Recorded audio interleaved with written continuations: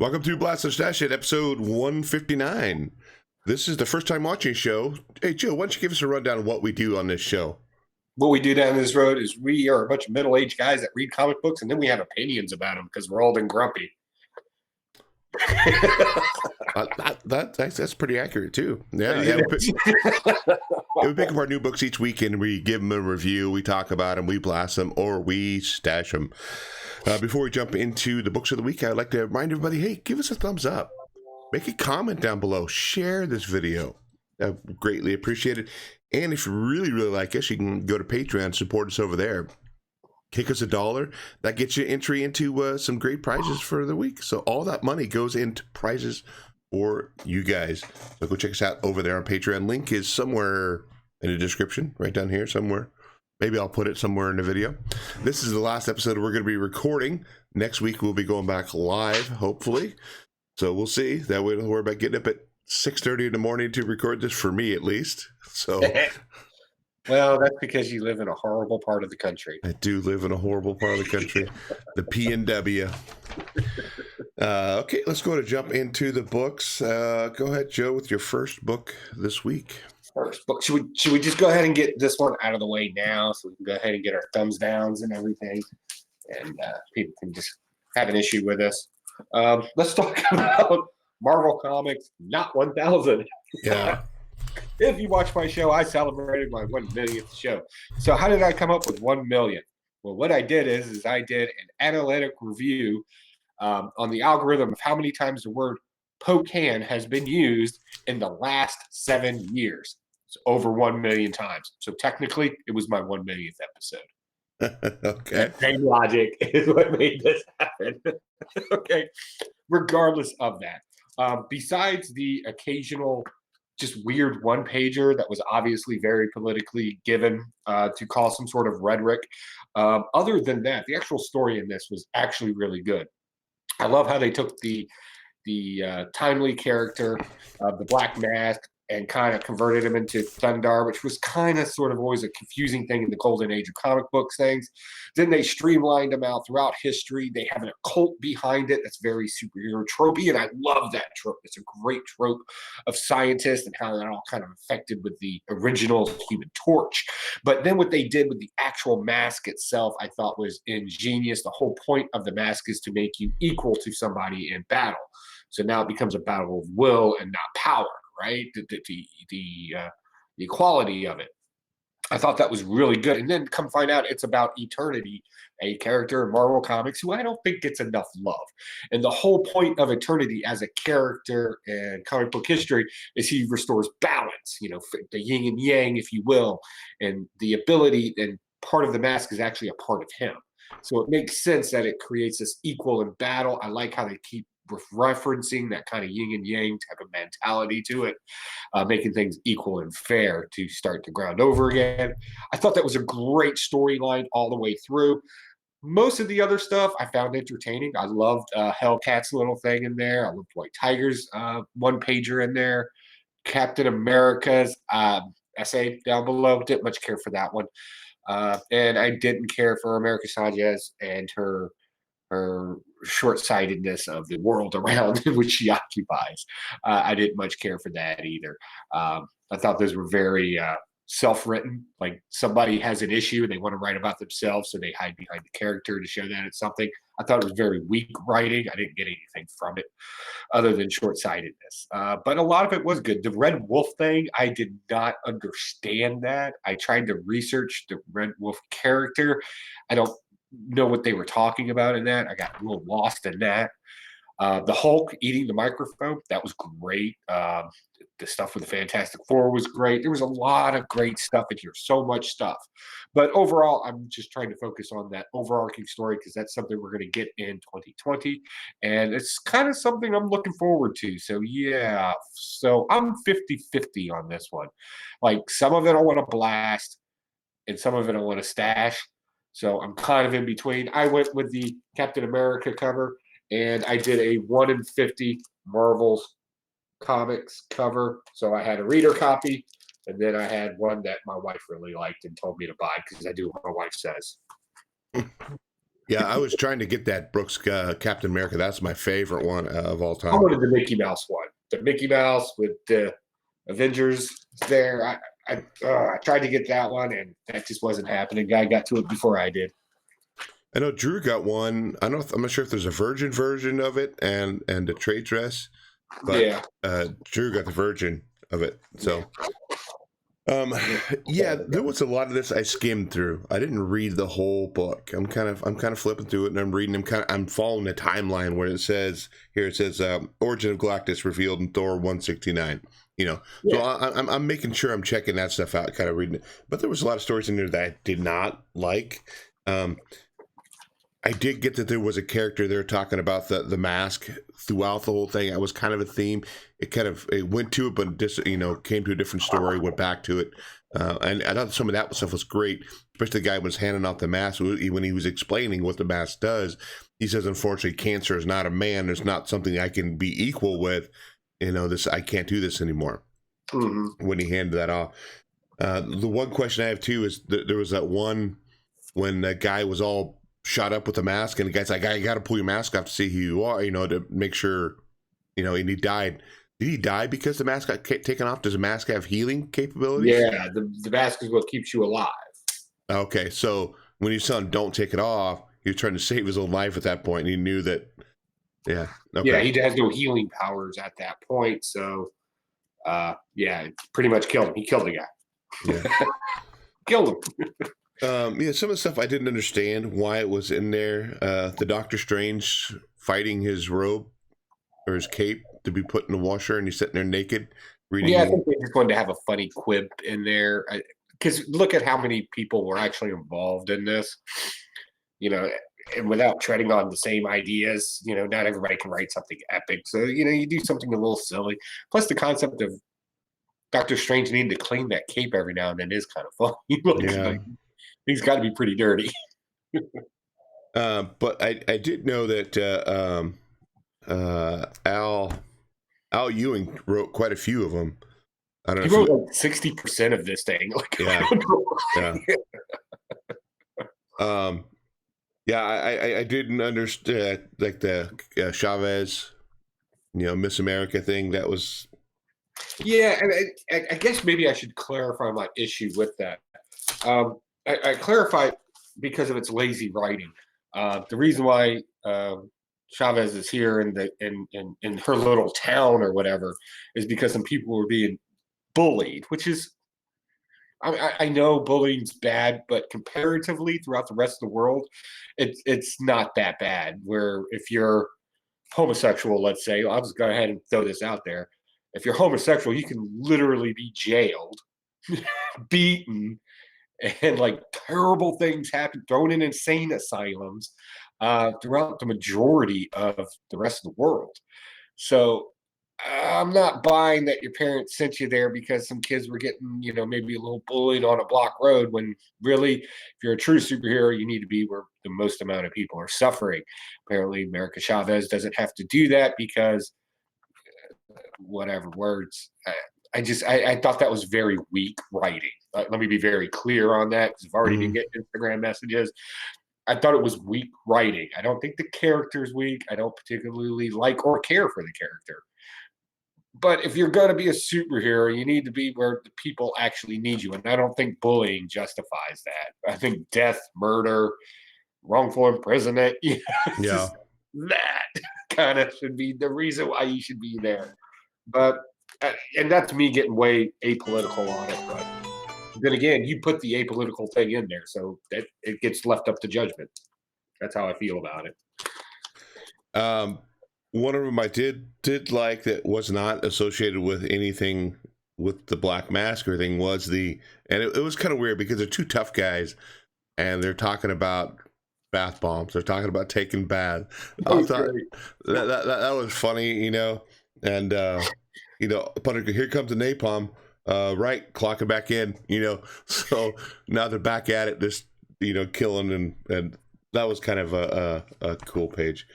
But I wasn't expecting one-page stories per, I figured we'd have like, a few pages, kind of like what Detective Comics had with 1,000, a few writers, few stories. It was too much.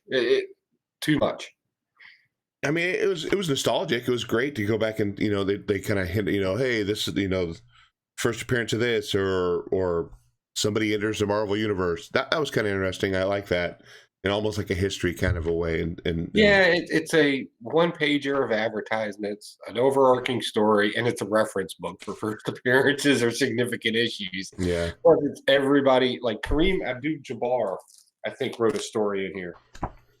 yeah, I wouldn't doubt it. I think he's written some other stuff before. Yeah, and Ralph Macchio. Oh, I'll have to go back and double check some of that stuff. He wrote something in here too, and I'm like, and some of these people like Tom DeFalco. I'm not sure who that is. I think I've heard Tom DeFalco.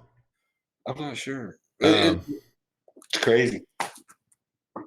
Yeah, I wanted to get the Brooks one. I got this cover A just as a reader, and I picked up the Del Otto Daredevil too.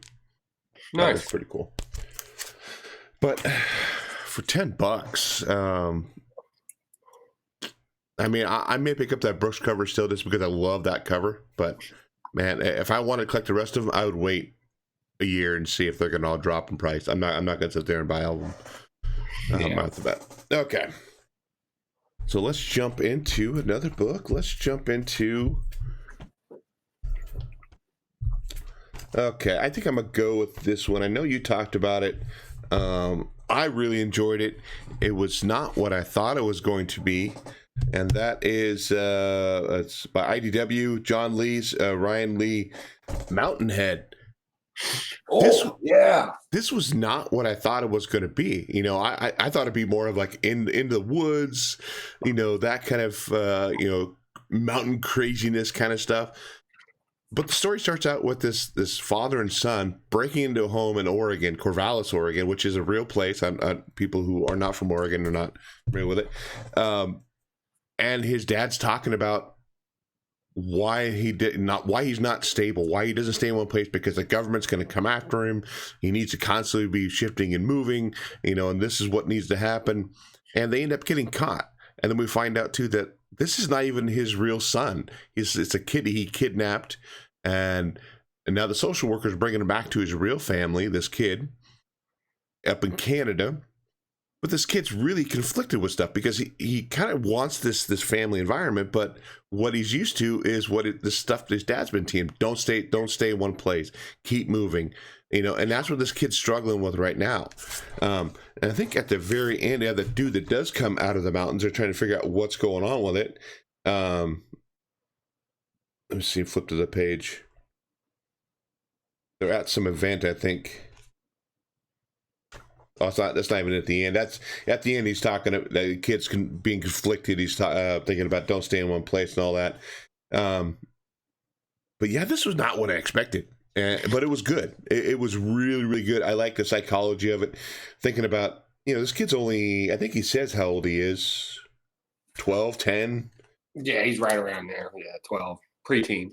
And being in that situation where your dad's, that's what he is. He's a cat burglar breaking into places and living that life. That really messes with the kid's head, trying to. So it was a great, great book. And I'm actually looking forward to issue number 2 for sure. So it's a hard stash for me.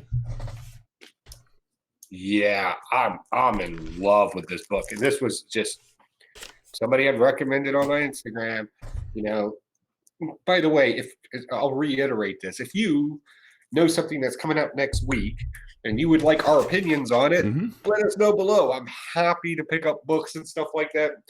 Or you can just reach me on my Instagram. That's cool too. But Mountainhead is not what I thought it would be. When I read I don't think the synopsis of this comic book gave it any justice. No, I don't think so. That was going to blow this off.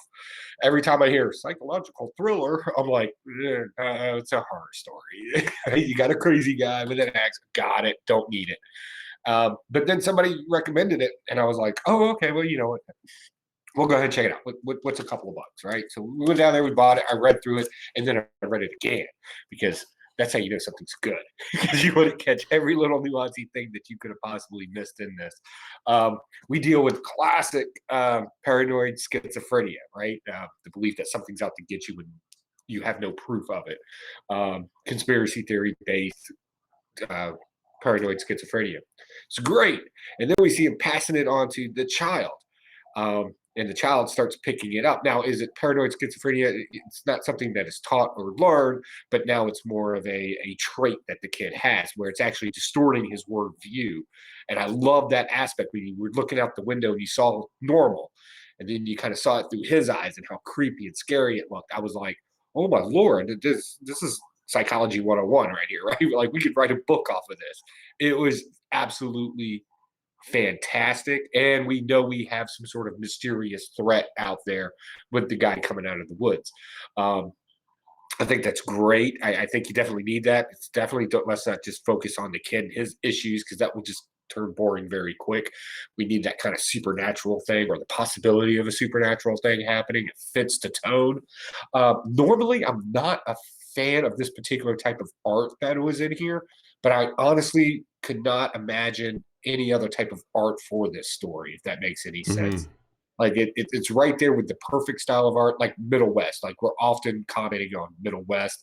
The art matches the story matches the art. Same thing in here. I really like this. And again, this cover, when you actually see this cover in real life, and then you look at it online with the previews, it gives it no justice. This thing is extremely detailed. It's a beautiful cover. But when you look at it online, it's like, what's going on there? I can't quite tell. It looks stupid. No, no, thank you. So this is actually my pick of the week. This is the third week in a row I've picked an indie book as my pick of the week. So yeah, definitely get yourself some of that. That stuff is good. Yeah, that very first page, I mean, that's kind of what I expected from this story. It was that kind of stuff. I mean, it may go into it a little further down the road, but I mean, that's just like, I don't know how many bodies are there. Is it just one? Is it multiple? Is it, I see two heads. Yeah, it's multiple bodies. That's gruesome. I mean, it's a pretty gruesome panel, and that's I think that's the guy we see standing over that crevice at the beginning. He's the guy that comes out of the mountains at the end, and we're still trying to figure out what he's doing and how he kind of fits into this story. But great book, awesome book. This like you said, the kid looking out and seeing what maybe one person perceives as normal is not his normal, and that's great. I think those are and I hate to sound pretentious, but I think those are the themes that the writer's playing along is, we all have our norms, right? Mm-hmm. And our norms aren't necessarily normal, right? So he has this norm of a dad who obviously cared for him, right? That was very obvious. Yeah. There's an issue there, and then to plop him out and stick him in everybody else's norm makes it abnormal to him. And now we're seeing the effects of what he's used to affect him more in this more normal environment. I think it's interesting. It's probably not too far off from baseline child psychology, to be honest. Mm-hmm. So I'm looking forward to more of the reading for this, just for its uniqueness, I guess is the way to put it. Yeah, my copy that they ordered got damaged. Top corner got all bent up. So my LCS gave me this one right now to read for the show. So thanks, Steve and Jamie, so I had something to read. That's Rogue City Comics, right? That is Rogue City Comics, yeah. Yep. They were previewed on Jim's Comics. I got a hold of him, and he did a quick little preview. So if you want to go check out their store, go check out Jim's Comics. He's got a cool little nod to him. Why don't, if you would, talk about House of X. I didn't get House of X this week. I got it ordered on eBay finally because nobody had it in the store. You guys, I got a hold of you guys saying, "Hey, can you guys grab a copy of this for me?" Well, I couldn't even get another copy of it. You guys couldn't get a copy. I was honestly lucky to get the cover that I wanted with Mrs. Marvel, Jean Grey, Dark Phoenix, whatever she's been over the years. Thank you for bringing it back to this. I'm going to apologize. I'm going to start with prefacing with an apology. The first issue of each of these comic books, I blasted. I solely blasted. It was too muddled, too much, and I still stand by blasting those. But I also made the comment as if this is the way that they're going to write this comic book here on out, I'll be dropping it after the third issue. Here we are on 3 issues on House of Pain and Power, or House of Pain. Jump around. on House of X and Powers of X. We're here. We got 3 issues on both of them. I'm going to go ahead and keep picking these up. This is a stash for me because it's a classic X-Men story. We finally get what we read X-Men for, right? We understand that there's going to be sacrifices made on both sides. The lines of good and bad are kind of skewed here. We don't really know who to call the bad guys, right? Like we can call the people in the space station bad guys, right? And technically, you can call the X-Men fascists at this point, or you can call them both heroes. However you want to look at that, it just means justifying ends is kind of what they're focusing on here. What is the goal? So, quick synopsis of the story: X-Men are down on Earth, or no, they're not in Earth. I'm sorry, they're in a Croa, I think is how you pronounce it, someplace out in the universe. I think they said Mars. Doesn't really matter. A planet extraterrestrial, right? They're going to fly over to the space station that's making the mother mold and all the sentinels and all that. We find out later that the technology gets so small it can actually be nano. X-Men are going to go over there because they got to destroy this from happening because they already know from McTaggart that what Nimrod ends up coming out of this whole ordeal here. So they're going to fly over there. Now, the messenger said, hey, let's not kill just random people in there. We only fight the people we have to fight. There's a good chance we won't be coming back from this one. So sacrifice, right? Sacrifice is your first kind of theme in this. So they're going to go do it. Nightcrawler pops in, pops out real quick, finds out who's on whose side, that whole deal, right? Reading this, the pacing of it's very short. It's very quick to get through. Overall, X-Men land, plans are kind of figured out. Gentleman with a bomb realizes that they're trying to break in right above him. And so he hits the trigger and actually sacrifices himself. And I thought this was interesting in the book that the mutants always seem to be talking about sacrificing themselves and putting them in situations too. Whereas the humans in this story always seem to be sacrificing themselves. I thought that was interesting. We did get kind of a mumbo jumbo legal proceeding. Sabretooth is in court. Apparently, the people of Croa seem to think that they have diplomatic immunity, even though nobody recognizes them as a nation. They've declared it. And Emma Thross goes in there and says he has diplomatic immunity. Well, diplomatic immunity doesn't mean that. They're using that kind of 80s trope. I have diplomatic immunity, so I can shoot people. That's not how diplomatic immunity actually works. And as far as picking on that, I think that's very minutia. So I'm not really hung up on it. It was still a great scene in it. It was very funny. There was some cool stuff that happened there, but it's mumbo jumbo. So all in all, this is kind of turning into, I think, a great story. Is it my pick of the week? No, because it seems to be very tropey. It's relying on a bunch of tropes, which is fine. I don't mind the tropes. Great covers, great art.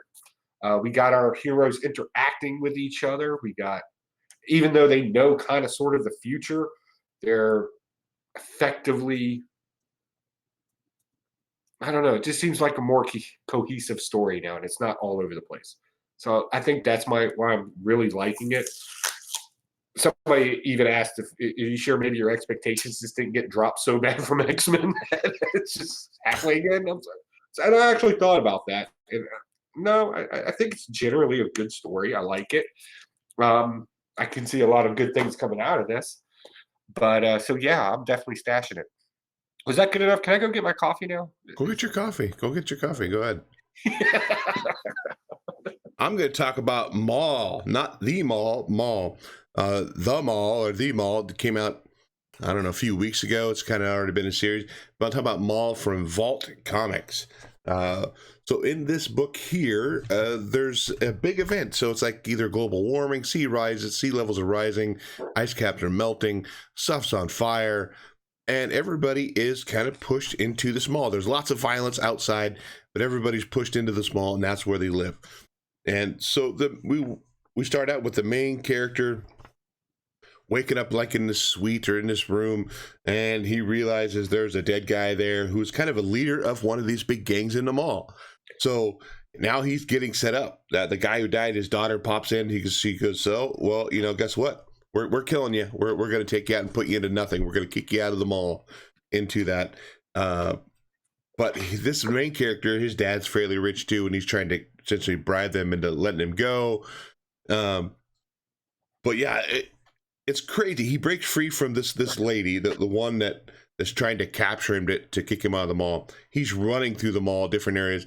It reminds me a little bit of the Warriors. You know, they run into different kind of gangs. Like here's a gang with some baseball stuff on. He's running to them. And he's like, oh crap, He's trying to make a deal with them, and he realizes that they're not going to want to deal. They just want to kick his ass. So he starts fighting back, and then he gets knocked out, and he wakes back up. And here's some people who are dressed like people from Foot Locker. For some reason, how big is this mall? Like I'm just I don't know. That would be kind of a cool context to have, is how big this mall is. Is it like a Mall of America, or is it like are there multiple malls? We don't know. He does end up getting saved by another group and escaping into the vents by the help of a young girl wearing an eye patch and samurai swords. Nice. I don't know where samurai sword section in the mall is. I don't know. Maybe they had one. Maybe they had a hot topic. A hot topic, probably. But the concept behind it is kind of cool. Like I said, there are different gangs, different factions in this mall that control different parts, from what I understand. But yeah, interesting concept. I don't know what The Mall, that book that came out a few weeks ago, is about. I don't know if it's just like an 80s thing talking about, going to the mall and buying shit. I don't know.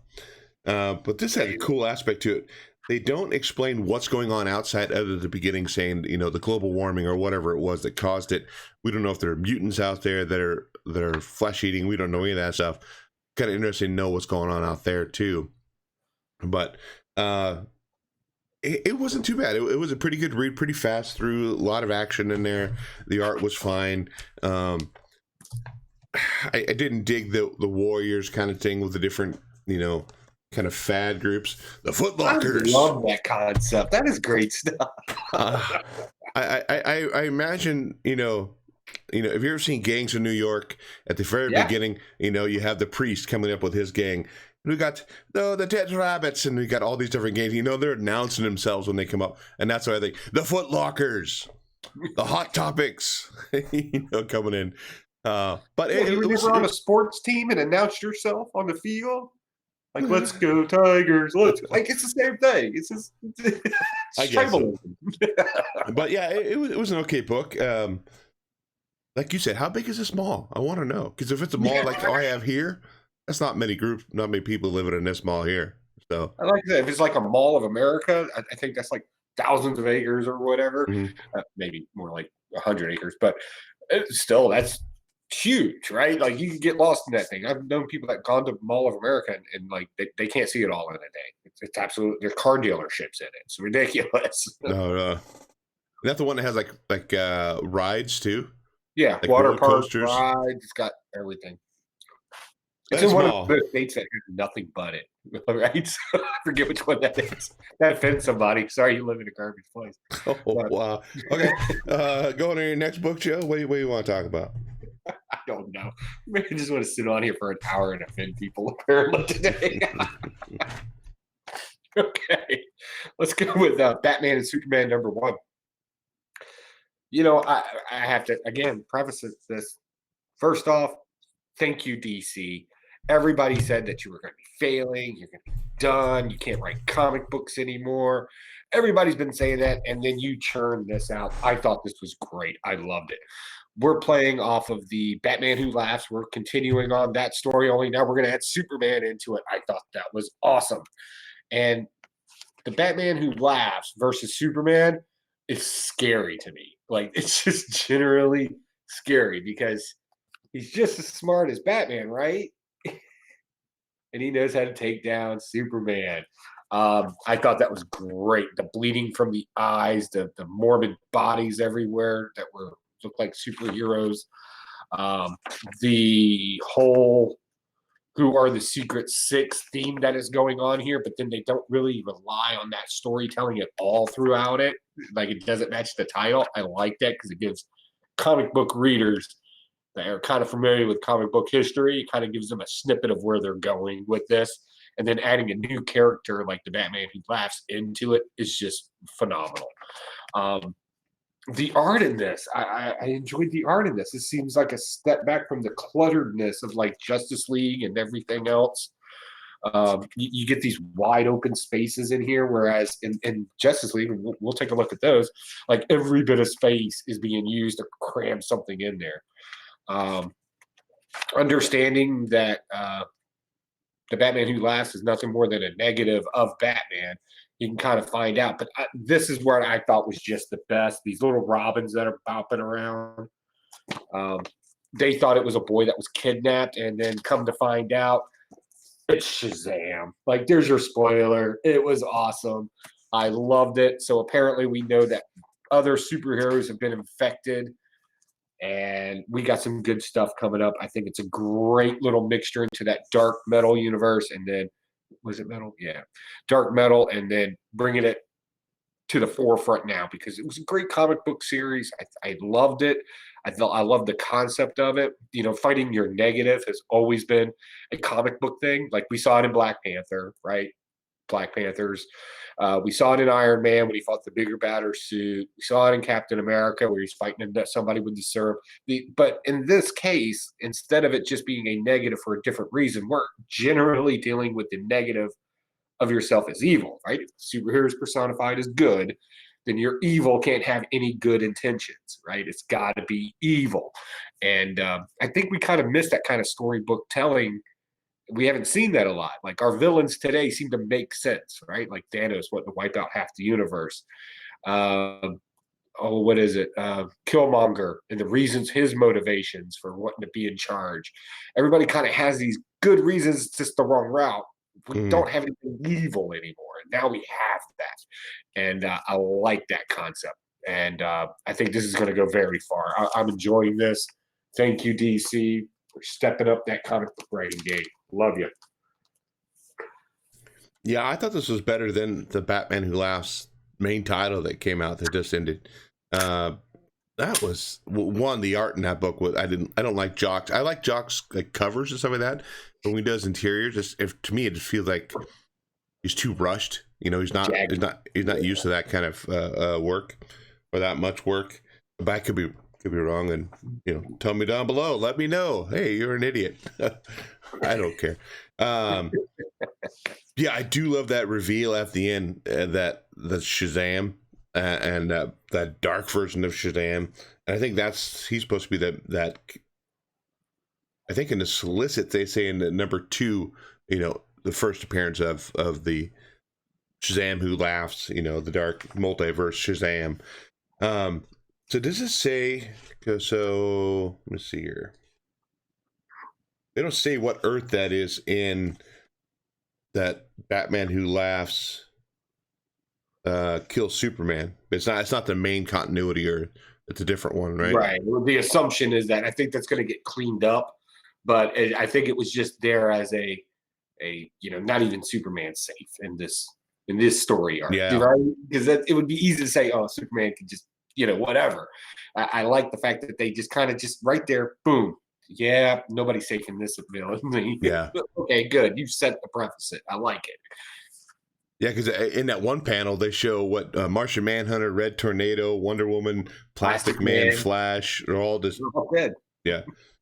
But yeah, this was good. I do like the Batman Who Laughs. His cave, everything looks like blood. You know, it's not water. It looks red and stuff like that. Yeah. It's just the opposite. But yeah, this was Dash. This was good. I'm gonna be picking up. I'm not sure if this is a mini, but I'll definitely be picking up all of those. Let's talk about this one. Let's talk about another indie book. Let's talk about one from Dark Horse that I thought was really good too. Again, too, I like these stories that take a real world aspect to it, and let's change it up a little bit. Let's add this element to it, and that is Tommygun Wizards. This was such a great thing. You know, there was something that was confusing in it. You know, like the one guy goes into the bar and he says, give me 4 licks, but I don't want to get wet. 4 finger licks, yeah. Yeah, yeah, So, and they're like, nobody come and gets licks and don't get wet, or yeah, I can actually explain that. That is from a term that was used in Prohibition time. So when somebody asked for four fingers, so what you would do is you would set the drink up to four fingers and you would fill it up to that level, two fingers, three levels. This is very popular to do in Scotch. Okay. Ice and two fingers. So what do they mean by dry? Usually that means he wants the actual magic instead of the drink. Because in their universe that they've created here, alcohol is also still illegal. I did not know that. I had to go back and research that. Hmm. I should correct that on my own video. So it's magic still illegal, but so is alcohol. Hmm. Because it's still prohibition. Okay. So Um, speakeasies have both. yeah, Is what I was a little confused about that. I'm not a drinker either, so I wouldn't have known the two fingers or the three fingers. I wouldn't have known that. Um, but there's a couple panels I actually love. So at the beginning, they talks about the guy going in there getting, doesn't want to get wet. He just wants to get his his licks.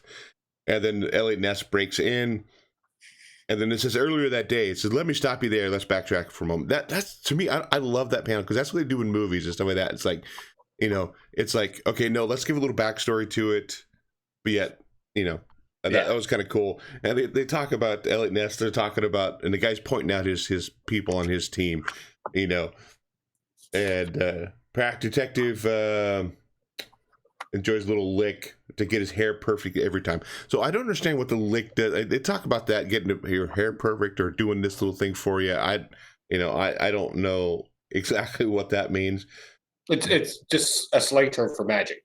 It's magic. To get your In that hair little right. vial, it gives you magic. Okay, but Or to the get ability, your hair right, to do the yeah, to mundane make things. things perfect without any effort to it. Yeah. Yeah. But it's Detective So think of Charlie it as a Drake. potion.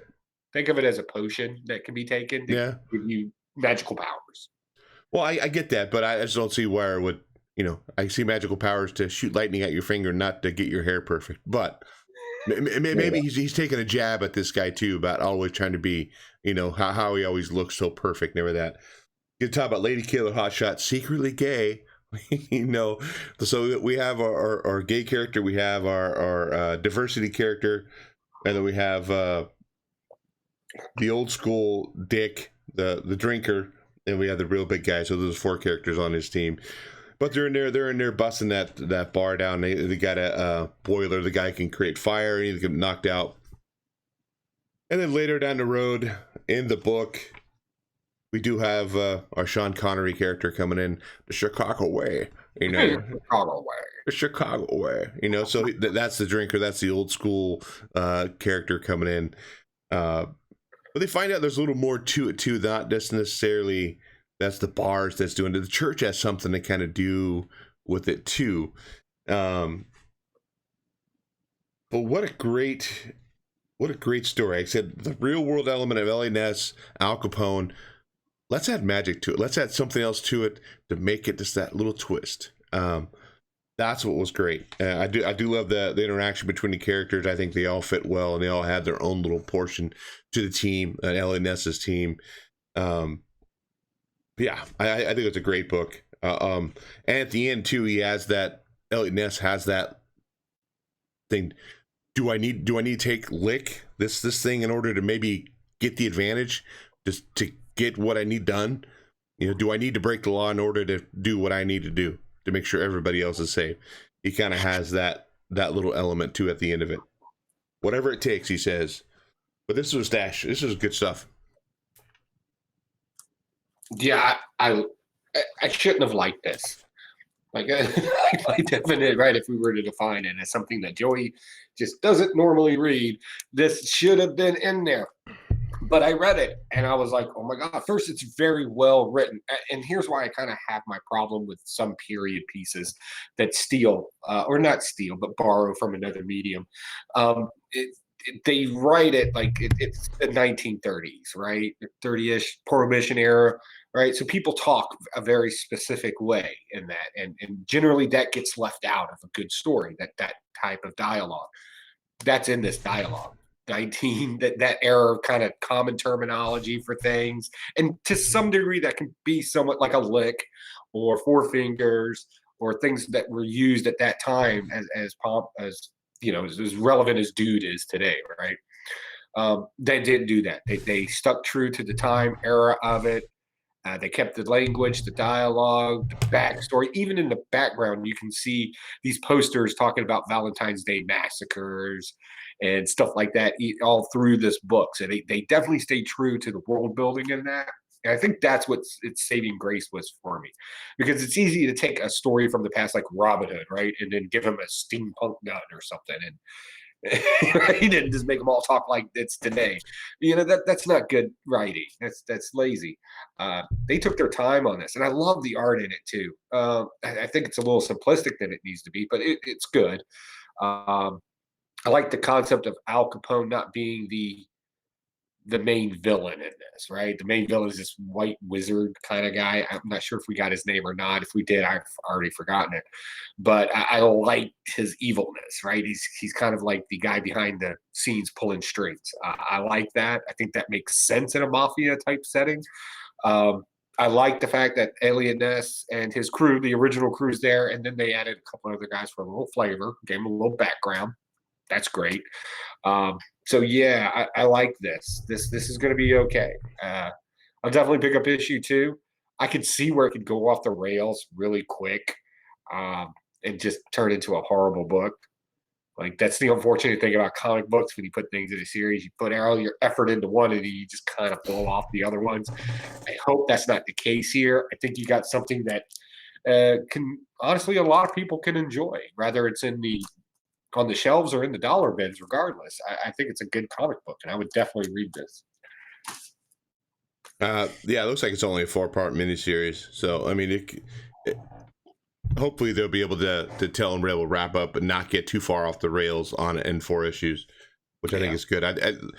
Something like that would be an ongoing. I don't see where that would work very much. Yeah, that's the bad thing about taking, like a historical thing or even a movie and writing a comic book about it. It's only as good as long as the movie was. Yeah. Right? I remember watching Untouchables when that came out like at 88 or whatever, late 80s, mid 80s. Yeah. And I remember watching that as a kid and going, oh my God, it was a pretty violent movie for a kid. I loved it. I thought it was great. Okay, what do you want to talk about next? We should talk about something. Let's talk about another pick of the week. Yeah, I got 2 picks of the week this week because I'm absolutely falling in love with this. Batman Curse of the White Knight.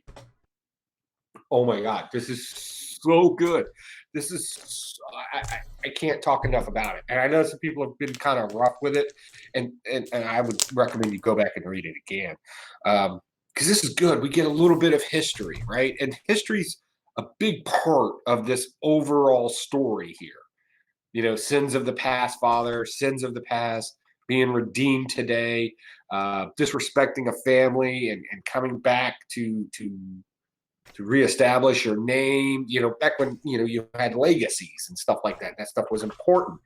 We get an interesting, and this is what I love about this writer, Murphy and Hollingsworth. They actually do some research. The whole Saint Dumas thing, and I mentioned it on my show, is an interesting concept because there is actually a Saint Dumas. He's the patron saint of good thieves, or something similar to that. Let's say rogue scallion type thieves type characters, right? And it's kind of interesting because Dumas was supposedly, now this is from Christian lore, the historical relevance of this, I do not know. I can only tell you the story as far as Catholicism goes.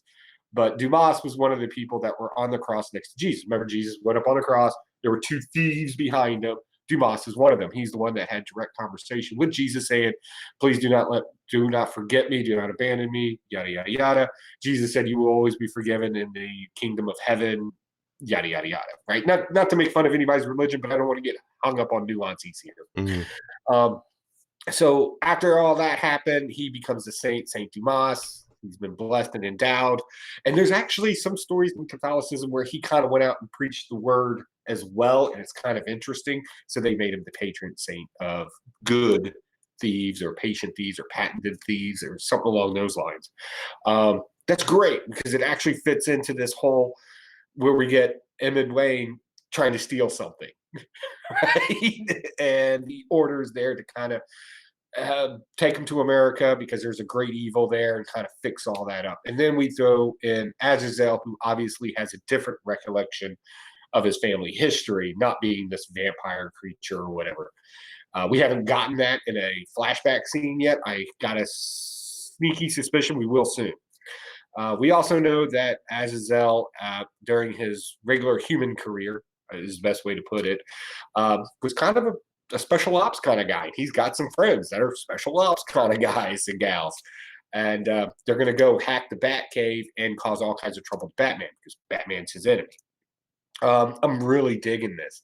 I like this whole restoring family honor and these kind of old things you would hear in fables and stuff and being brought to a more modern time. You could take these guys and make them knights, add some princes and queens, throw some elves in there, and you would still have the same story, just expected. Whereas in this modern sense here, you actually get the pacing of this urgency of wanting to get it done and the actual anger.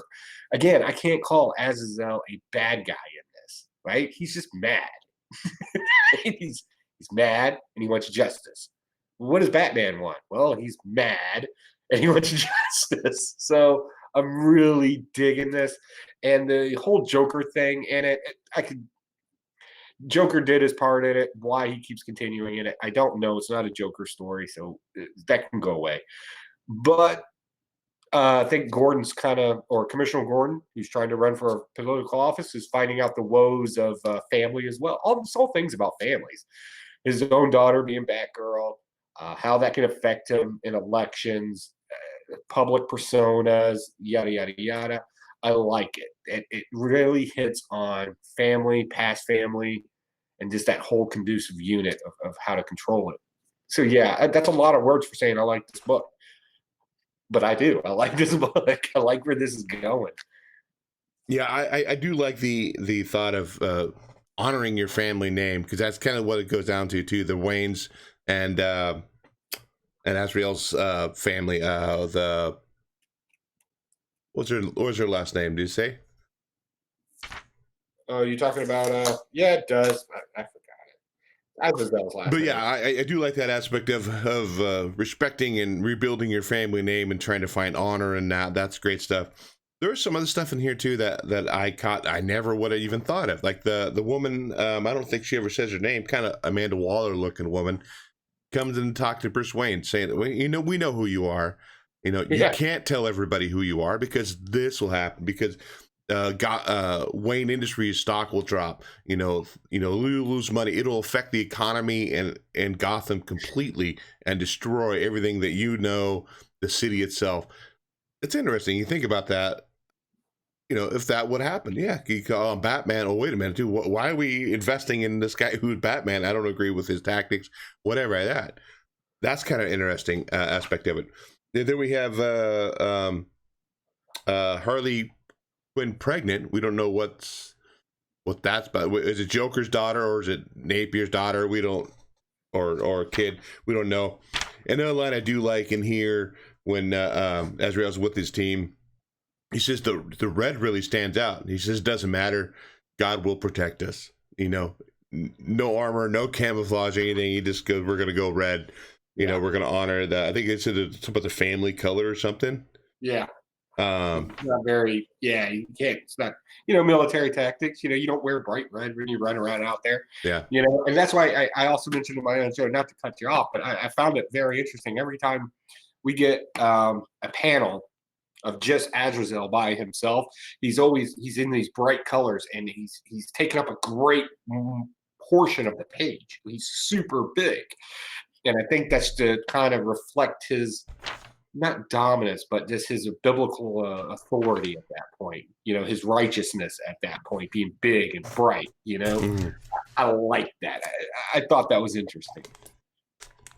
Yeah, at the end, they do end up hacking the Batcave and all the the Batmobile, all the stuff that's in there. They end up hacking it all, which is kind of cool. And then we get the end scene of that Land Cruiser or whatever it is driving away with Bruce's mansion going up in flames. Oh yeah. Okay. let's talk about another I thought was great book this week, and that is Absolute Carnage #2. Great horror element to this. I mean, it's just getting, to me, better and better, and this leaves off when we have Venom and Superman, Spider-Man. I'm looking at the panel where Venom's flying. Sorry. They're escaping Ravencroft, and that's when Spider-Man figures out that Venom can fly. You know, this new aspect to it. And they're talking about, don't worry about, we're going to find who where their the Codex is and all that stuff.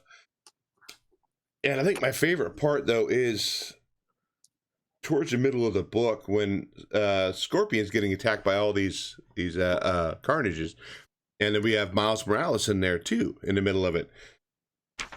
And that whole scene when Brock is saving the Scorpion, but Miles Morales is getting taken down, and Brock just kind of end up leaving him. And that was just so crazy of a scene to me. Yeah. But this whole story has been great. This has been a horror story from the get-go. People kind of showing dominance, trying to think he's better than Carnage. Who is that? That's Norman, you know, because he keeps calling him Norman, and Norman's getting pissed off because he's like, I'm not Norman, you know, I'm a Carnage too, you know, and he's just one thing straight. There's only one Carnage in this house. He's showing dominance over you know, over everybody else. But a great story, great art. I absolutely love this. I think I read through this thing twice, and this is a great story. Absolute Carnage is absolutely great. I'm stashing that one. Absolutely. I like the horror effect of this too. I think the art in this with the red and the blacks and just the absolutism, and just the creepiness of Carnage in this. I don't think it's something that we've seen in a while. I love the battles in this too. Again, with Scorpion kind of being a coward. Okay, I could deal with that. Miles Morales turning into Carnage cult member. That was just absolutely, it's such effective. Another thing I found interesting, maybe this is me going off on one of my tangents, but if you go to the back of the book and you see the behavioral assessment of Norman Osborn, it's actually pretty interesting reading. I know sometimes people kind of blow this kind of stuff off, but it definitely kind of, it's interesting. I will just leave it at that. I'll let you be the judge. It's kind of interesting when you get Interscope like that from somebody. Somebody's done some homework. Either that or they've been to a mental institution, one or the other. But yeah. I didn't read that. Does it go through like his psyche eval kind of thing? Transcript of him talking to somebody else. Oh, is it? Okay. So you get like from his mouth, and then you draw your own conclusions from it. It's kind of interesting. Doesn't mean anything in the future. It might. Like, I don't know. That would be seriously speculating, which I'm kind of okay with to some degree. But yeah, this entire story, though, back to the story. Yeah. Venom being able to fly and showing it to Spider-Man, you kind of still get the conflict between Spider-Man and Venom. Like, they don't want to work together, but they kind of have to. I always liked forced partnerships like that. It definitely brings out some interesting character traits when you're reading a story. But yeah, just the absolute, there's nothing you can do to stop what is happening. That's the theme of this, and it's great. It's just so great. I like it when my heroes have a hard time winning. Because it gives strength and distance and resilience. And the only way to get that is to constantly fail. And I like that about this. So definitely picking up some more of this. This has just been great. I'll talk about an indie book real quick. This is by T-Pub. I think that's the publisher. It is an English or UK book. It's called The Traveler. I picked up this because it's kind of a post-apocalyptic, at least I thought it was. kind of thing. In this book here, we have the main character. He's writing his little journal, talking about life. Life is shit.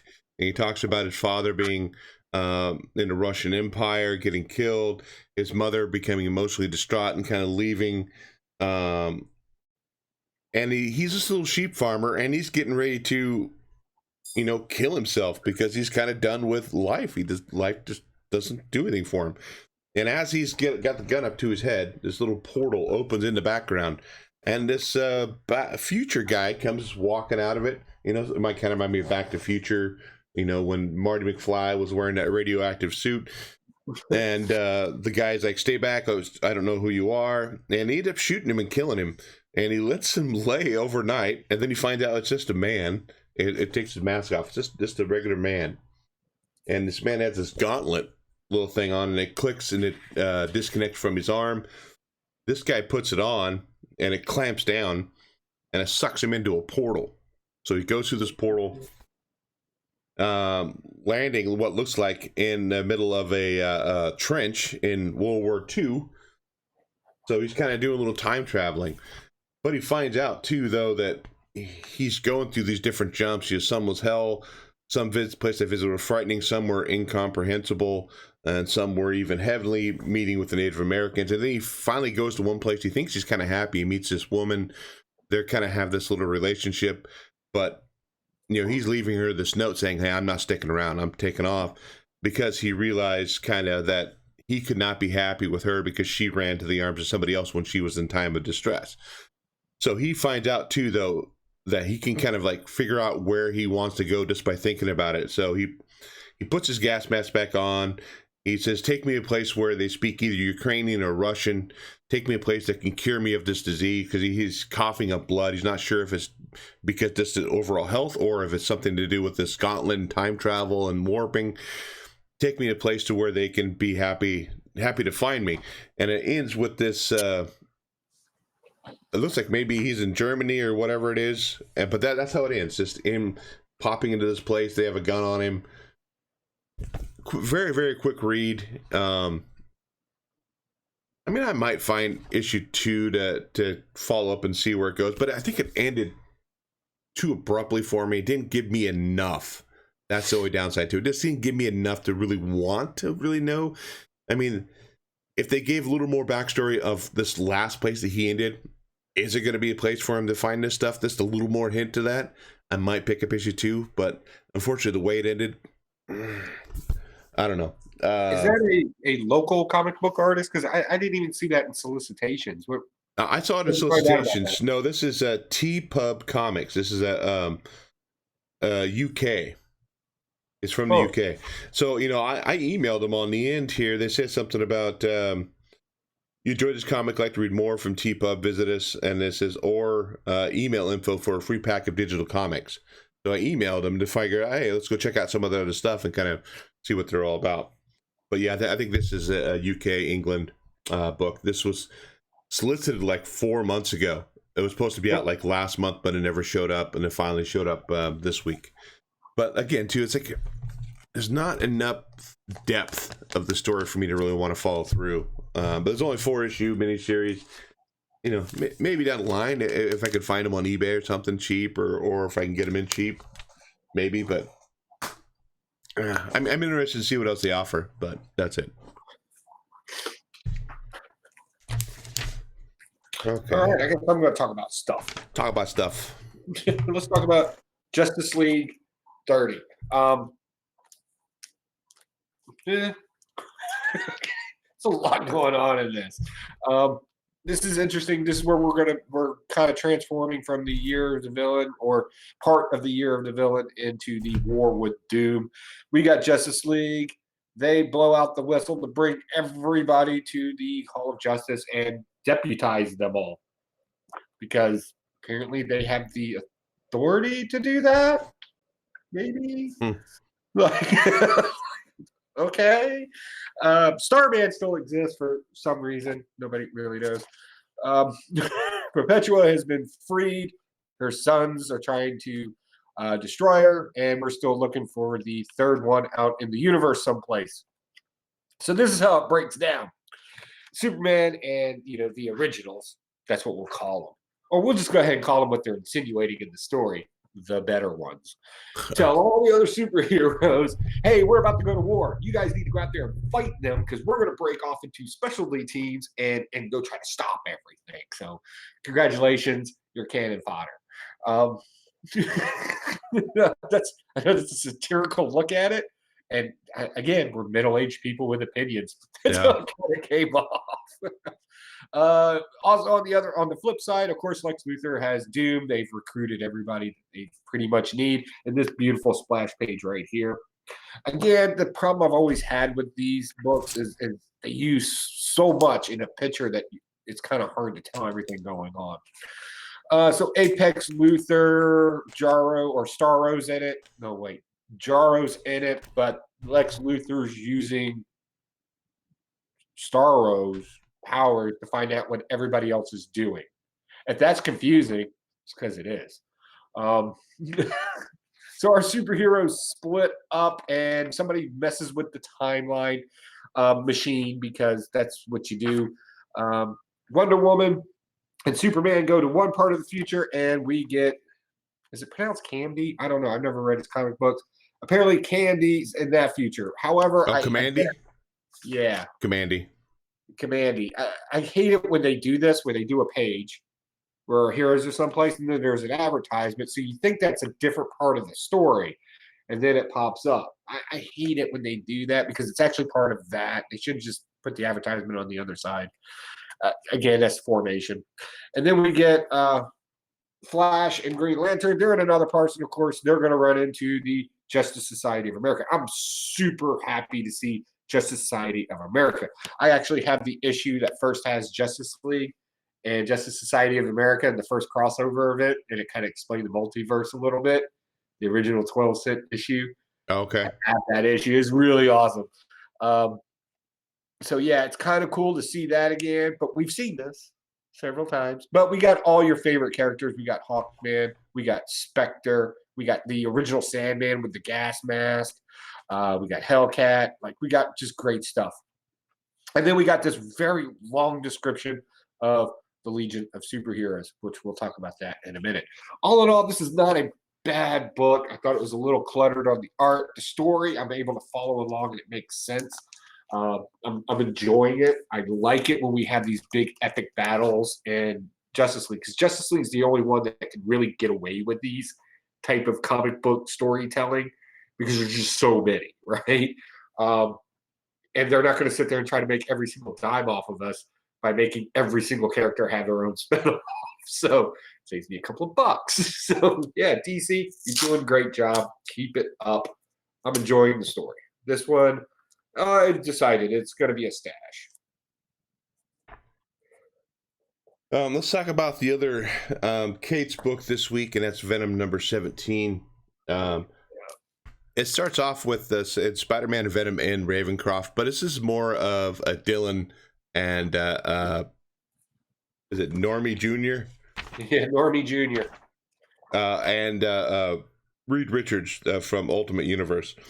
And, Reed Richards gets this machine down. He's okay, let's kick one of you boys in here. Let's test this thing out. And then Dylan's like, no, we're not doing it until Eddie and Peter get back here, or Spider-Man get back here. There's no way. And so Mr. Fantastic really takes offense to this. He's like, nobody talks to me this way, especially some kid. And then all of a sudden, they do get attacked by the, Scream and all the other characters that are tying into this absolute carnage. What I do love about this is Reed Richards is ready for this. So, he's just like, kill all symbiotes. And it has those guns that pop out of the wall and start blasting them. But one of my favorite scenes of Reed Richards is when he grabs that, Rifle to Sonic's maximum payload, and he ends up shooting that one symbiote, and it blows the symbiote completely off her. And Reed Richards goes, interesting. Many people would view your age as a hindrance to this confrontation. And he's rifled to live rounds. I'm not one of them. And he's getting ready just to blow her freaking head off. And wow, what a, it just doesn't care. But he didn't get attacked and doesn't they get stopped from shooting her from the other symbiotes. Dylan and Norman are kind of hiding in this room.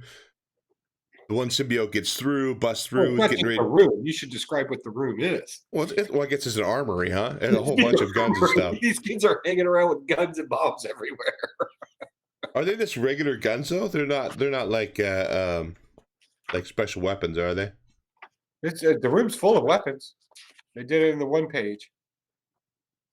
But they end up getting saved by the Sleeper. He's back in this book. He was in Venom First Host. He's back here now. That Venom First Host #3, the first appearance of Sleeper, shooting up in price. The one panel I did like, and it's a pretty simplistic panel, but I just absolutely loved it. It's another one of Reed Richards. He goes, "Oh, you don't know me. You will." And the part when his arm stretches across 2 panels to push that button, I absolutely love that panel. It's just kind of a cool it shows his, the flexibility, the stuff of Mr. Fantastic. But great. The Sleeper does show up, saves the boys, and now he's going to be part of this Venom storyline going forward too. This was another great book this week too. Stash. I like this. I love the fact that we used that family that was in the previous issue. Was it Separation Anxiety? Right? Is that them? Okay. That's the family. Because that's when he shoots the sonic blast and the girl falls out of it. That's the little girl that was transformed. Oh, okay. Okay. Right? So I liked that part of it. That was pretty cool. And of course, it comes back and gets her again. But I like that. I think that makes sense now because they were going to go on a field trip. They're the creepy family. I got it. I like this. So, all right, we'll get deep for like a second, right? Not to make things weird, right? But this is dealing with a very concept that we've already talked about today. It deals with family because it's constantly being referenced in this. First, it's a family that gets transformed into symbiotes. Sleeper feels that he's part of family now because we're all connected to this symbiotic thing, and we all have a codex in us. It's just like if you were a birth family in some other way, and you say genes. I like it, but it's doing it on such a creepy level that it's easy to look over. Like this is just, it's a horror story. They're doing a great job at it. Cates is kept like seriously. The moment he writes something bad, that's the spec book of the year because it's going to be like, oh, this is the only thing that he's ever written that's solid. Yeah, I can see that. But I like this kind of morbid. That would be the correct word. This morbid effect of family at this point. There's obviously good guys and bad guys in this one. That's very clear in this, but this kind of, maybe not all family situations are the best or something along those lines. I like it. And I find it very interesting, and I can't wait to read more of it. I have the first appearance of Sleeper in Venom First Host. Actually, I have the complete run, and I didn't get around to reading them. So now I got to go rush upstairs after this and go read that to find out who the hell Sleeper is. But I thought this was great. If for nothing else alone, I like this comic book because you could take away the dialogue in it, take away all the words, and the art alone will tell you the exact same story. Yeah, I can see that. I thought that was interesting. Yep. Okay, we're an hour into this. Let's, man, I have 3 more books that I read, and I got a whole stack of stuff that I didn't read. Man.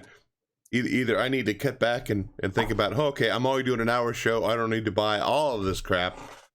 But let's jump on a lightning round. I'll go first, I guess, this week. Thanos #5. That was good. Almost done with this. This is more of a backstory. So we got Gamora kind of talking about her time with Thanos, which I think reveals, is she looking at a young Adam Warlock, maybe? Or young Magnus at the end of this? Detective Comics 1010. I don't know what the hell was going on in here, why this was even a thing. Why is there a rattlesnake in the middle of the Pacific jungle? I was waiting to see if somebody caught that. I'm like, okay, maybe put a constrictor or something in there, because rattlesnakes are not in the jungle. They're in dry areas usually, and we have a lot of them around here in Oregon. Avengers number 23, more of the Ghost Rider race, more of Robbie Reyes saying, I don't want to do this. I don't want to be a Ghost Rider. And Johnny Blaze saying, dude, you need to race me because I need your power. Because if I don't have power, Mephisto's going to take power of hell back, and I need to be in control of hell because that's what's good for everybody. So you need to race. Whatever. And we got Cosmic Ghost Rider coming into the mix too. The books I didn't read this week, Captain number 13. I thought I had dropped this, but apparently I need to talk to my LCS and say, hey, dude, I don't want this anymore. Knights Temporal number 2. Didn't get a chance to read this. First issue was kind of like, I think it was a blast for me. I might have picked up issue 2 just to make sure it was a blast. I mean, I didn't want to follow anymore. Justice League Dark number 14. 14? Yeah, that Crane cover. Couple variants. Bring on the Bad Guys Venom number 17. That was a cool cover. Batgirl Middleton cover. Didn't get a chance to read Justice League. I did pick up the House of Secrets facsimile. So that's got that. Thor number 16. This is the last issue of, I think, this arc. And then it goes to King Thor. And then the Devils number 3. I didn't get number 2, so I didn't bother reading number 3. I gotta find number 2. But apparently, I'm not the only one at the LCS. When I picked it up, I said, hey, I didn't get issue 2. I was like, oh, the last guy that put it on his pull list didn't get issue 2 either. So there must be something. Maybe it's a goon thing going on. They're going to put out issue 3 before they put out issue 2. I don't know. But yeah, I didn't read that one. What else you got, Joe, this week for your lightning round? I've read all my stuff, and I actually got quite a bit. It was a big haul for me this week, so we'll run this down real quick. I have picked up G.I. Joe Real American Hero. This is the new story arc for Snake Hunt. I haven't picked up G.I. Joe in quite some time. This has been kind of interesting. There's a new Snake Eyes, apparently. And his name is Throwdown, and it's Shane. And it's not the female version. It's actually a dude version. Yeah. And apparently he's fighting a bunch of females in this one to teach them. And Cobra doesn't know that it's not Snake Eyes. They mention Snake Eyes so many times in this, and I'm not really sure why. But, okay, I get it. Things have to change after a while. It's comic book land. They'll bring Snake Eyes back, I'm sure. Moving on to DC. Got Superman number 14. What's going on in this? I'm not really sure. This is just weird. Basically, we got the launch for the League of Superheroes at the back of this one, because apparently Superboy, because he says, hey, I got an idea. Instead of all of us fighting, talking about the galaxy, why don't we just do what they do on Earth and make a United Nations? Because, that's been working for the last 100 years. And apparently the moment he says that, the League of Heroes shows up and like, Superboy, you're the one that created this. This is a great holiday in the future. Because you're so smart and wonderful by saying one sentence, you need to come with us to the 31st century to tell people the great concepts of everything that you did, yada, yada, yada, yada. I lost it at that point. And the whole reason why they want to build this kind of secret, or not secret, but this United Nations thing, is because secret organizations are ultimately what ended up destroying Krypton, or not supporting Krypton in its destruction. So that, yeah, they tightened up one end. We're moving into a whole other issue. What's Superman going to look like in the future? Probably not very good. Moving on to this, we get a completely unwanted dialogue session of why not Oprah Winfrey bought the Daily Planet and how rich she is. That's more than half of this book. I'm not even kidding. I know you're sitting at home. You're like, Joey, you're just being, facetious again. Okay. Well, there's 2 pages there. Of literally Oprah Winfrey? It's not Oprah Winfrey, but she looks like Oprah Winfrey. Okay. There's one. There's one splash page of a flashback. And then we go right back into why I'm buying it, why I'm buying it, why I'm buying it. It's just on and on and on. And then we get this thing in the background where the red clouds had enough of Thorn. Like I don't know what. Nope. it's a mess. So yeah, that was a hard blast. Moving on. Justice League Dark. I'm liking this. We're starting another story arc in this where we're going to be focusing on his insecurities a little bit. We got another team that start up like the opposite, the negative version of Justice League Dark. We have Wood Rune, Witch Boy and his stupid cat. We have Voodoo, Solomon Grundy, which I thought was an interesting choice in that, and Cersei.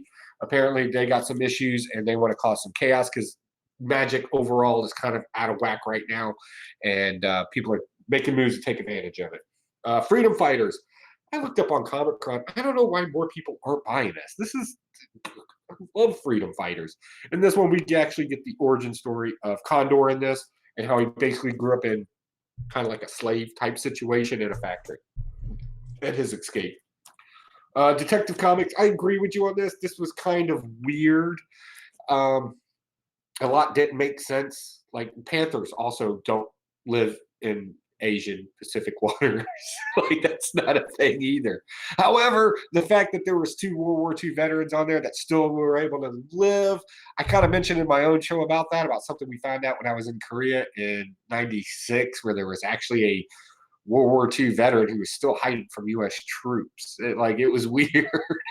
Like he's like some big hero in Japan now. It's crazy. So yeah, that was kind of cool. Why Deadpool's doing all this, or not Deadpool, why Deadshot's doing all this, I don't know. It just seems like a filler story right now until we get the next issues coming out. I was talking to my wife about the rattlesnake thing in there. She goes, well, maybe it's lost. Maybe they're bringing animals that aren't native to that area and they're put them on this island. And I said, maybe. I said, I'll bring it up in the show. Yeah, I'll talk about it. Moving on to Marvel, Thanos, I think you covered this very well already. I love that cover. We get the relationship and the morbid father figure of Thanos and his relationship, and apparently that's breaking down, and they're actually at each other's throat.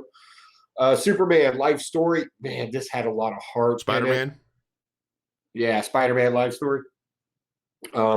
This was great. What did I say? Did I say something else? You said Superman. Spider-Man. You did the same thing I did when I was talking about Absolute Carnage. Yeah, Freudian slips. This is a great one. We play off the Kraven and Venom run here. We also play off Doc Ock becoming Miles Morales. We also play off of those themes or those story arcs in here as well. But I thought it was a very good twist. I don't want to spoil that because I just thought it was great. Marvel Monsters. This is a great kids book. I did like the fact the way they did the anatomy of the monsters in here and kind of explain why they're able to do what they do. We get Max Frankenstein in this. This is not a new concept here. This character, Kaiju, and his whole monster army, and Frankenstein and his whole monster army. These are something that happened in the 80s. It wasn't too new to that, but it's always a fun character. Let's see here. Avengers. I thought this one was okay. Like I wasn't too hung up on it. I dig how many Ghost Riders can you fit into one comic book? Well, apparently 3. Actually, more than 3, because like every single Ghost Rider ever was in this issue. I like how they kind of did a nod to the Primal one or the Caveman issued one. I thought that was fun. Yeah. Always racing. Yeah, always racing. I thought that was great. But I'm not really sure where this story is supposed to go from here. I think we're just adding characters in it now to say that we did. Amazing Spider-Man. This is kind of a weird issue. Again, we're not really focusing on our Kindred character, Eddie. We're basically focusing on the syndicate of female villains, which is good. Like this was an okay issue at best. I'm not getting too hyped about it. If something doesn't happen, that's going to get boring. She-Hulk, this is predictable. What would Drew say? Pedantic? I think that would be a fair, very fair assessment of this book. I tried to like it. The jokes just did not land. I don't know. I just didn't find them funny.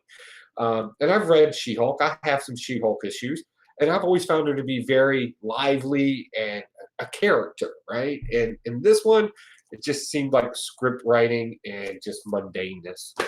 And my boy Coates, well, he screwed up on Captain America again. That's all we got tonight, folks. Thanks. I have no review of this. This is just garbage propaganda. And I don't know. I don't know how that's going to look in the future. I did watch your show, talk about your haul and your quick reviews on it, and after what you said, I flipped through my issue. I'm like, oh my god, really? Okay, whatever. Again, I made the comment, and I've gotten some slack for it, and maybe rightfully so, because it's all opinion based. But the last thing I need, and I'm 43 years old. Okay, I've done traveled the world multiple times now, and the last thing I need is somebody that knows what their zip code looks like telling me how the world works. I'm sorry, and then try to feed it to me in comic book format. I generally tell people, watch out when propaganda is easy to detect. Here's the rules to detecting propaganda. One, I hit you nostalgically. I make you bring up an old memory, right? And get you motivated in nostalgia. Then I tweak the history just a little bit, and then I add patriotism, or not patriotism, but patriotic themes to it, or things that grab you emotionally, right? And then I change your view on it. Propaganda, that's literally the definition of how you write propaganda, and that's pretty much all they're doing in this episode.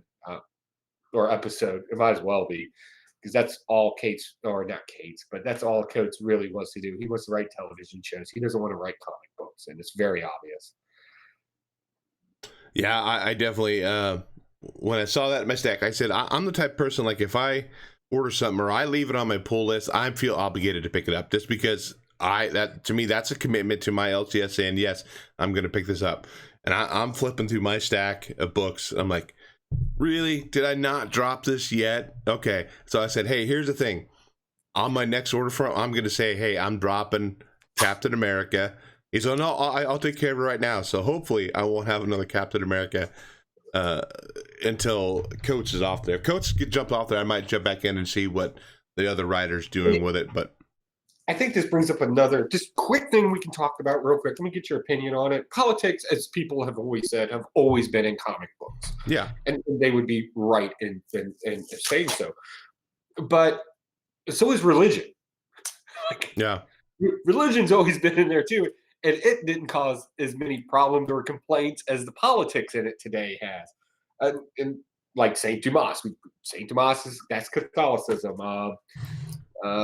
The Muslim aspect of Kamala Harris, even though it's a garbage comic book, it's constantly being referenced in there. Dr. Faith himself, that's the whole point. These various religions, occults, and stuff like that, they've always been in comic books too, but I don't ever remember them causing the amount of controversy there is today about comic books and their political views being strewn in them. Do you? No, people talk about politics. Well, look at X-Men. Politics have always been in X-Men. Yeah, to some degree, more of social politics, acceptance, and stuff like that. But I don't think it was like crammed down your throat. It wasn't necessarily saying, hey, well, our view is right, your view is wrong, let us force you to do it. Instead, I feel like the older comic books were like, hey, this is how we feel, this is how, more of an education versus of a you're wrong, that's just flat out it. I don't mind listening to somebody else's viewpoint at all. Just because I disagree with your viewpoint doesn't mean that I think you're a bad person. And I think that's where politics have gone right now. It's that we have different views. Oh, you're an evil person, you're a bad person because you have a different view than I do. Instead of, hey, you have a different view than I do, cool, we can still be friends, we can still get along. Doesn't mean either one of us are bad people. We just have different views. And I think it was more of an education, I think, standpoint from the older books versus now it's you're wrong if you think this way, flat out. Yeah, I'm still trying to figure out, like in the Captain America one, the one scene where White Tiger is lecturing Captain America. And I get that people have views and they feel they should be able to voice them, and you should. This is America. Yeah. Do what you want. I've always said that. However, if somebody doesn't want to break the law, you shouldn't guilt them and emotionally hijack them to break the law. Yeah. I found a problem with that, and I feel like that they're saying that if as long as you believe, it's okay, and I don't agree with that because for first off, uh, look, you can't even drink until you're 21. You can't even smoke till you're 21 now. You can't even go onto a casino floor unless you're 18. I just think that you should have some life experiences before you go stop going around and lecturing people how they should live their life. And this whole thing just came off as some sort of lecture that, because there's plight means forgiveness. Plight doesn't mean forgiveness. Plight means resilience. There's a difference. And I think they're confounding the two issues. So that's me getting deep. Y'all can send me an Instagram message. Tell me how much you hate me. No, I mean, I agree with that to some degree too, because when I went back to college, I was 26 years old when I went back to college. So I'm in class, a pretty, big college down here, 18 to 20-year-olds. Those are all the kids in my class, and we're talking about stuff in class that I'm like, dude, and the stuff they're saying, I'm like, man, you have no real world experience at all, or how stuff works. I generally try to avoid, because I went back to college too, and I already had a college degree when I went back to college, right? Mm-hmm. So I'm sitting there in class, and at the time I was still on a lot of medications and still wounded, right? So I was kind of on a walker and everything. And I remember in one class, there was an ethics class, and the class was debating ethics. I don't believe in debating ethics because I think that comes from a viewpoint that can't be explained. And somebody said something that was just factually incorrect. And I generally, when I hear factually incorrect stuff, I don't let it slide because you're being intellectually dishonest by promoting it. So I called it out, and the young lady stood up in class, threw her notebook at me, and called me, and I'll never forget this. She called me a capitalistic, fascist, Nazi pig. And I thought, oh my God, do you realize just how freaking ignorant you are right now? That those things don't even, that can't happen, that they fight each other. How are you going to be capitalistic and fascist, Nazi at this, mm-hmm. And it kind of worried me. What ended up happening out of it, they asked me if I wanted to press charges on her. And I was like, no, it's a notebook. I've had worse happen to me. It's okay. But and I just got to the point where I'm like, people just can't handle being told that they're factually incorrect. Like a good example of this is factually incorrect. When I was a kid, I lived out in the country. If you got stung by a bee, the old wives' tale was to take tobacco mm-hmm. From the leaves, because we have tobacco fields out here, and you would put that over the bee sting, and it would help it heal faster, right? It's like the herbal thing, right? No, it actually makes it worse. I got to find out. I didn't know that until I was like 35. So, you can pass on bad knowledge. And I think that the comic books, a lot of these writers who really don't want to be comic book writers, they want a message platform, I think, is ultimately what they want. And they're trying to be edgy instead of just being entertaining. And I think that's the problem. But that's way too much. I should just do my own show on my own channel about that instead of hijacking Blaster's stash. No, we're good. We're gonna go to wrap it up though, because I could go off on another tangent, some other places, and get myself into so much trouble.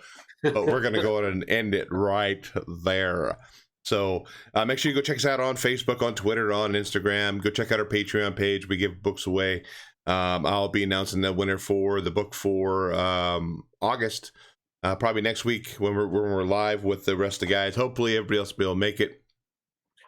So go check us out on there. Go check out our Patreon. I got some shirts. I made some shirts. I'm working on some other designs. Go check those out. Check the link down below, right? You're going to put this. I'll put all those links, right down below. So, trying to think anything else before we bounce out of here. I don't think so. We have a couple new subscribers. I'll shout them out real quick. Where was that page? I had it up. We have here we go. New comic book normie. He subscribed to us 4 days, and another channel, Who Flung Poo 3. That's awesome. I love that name.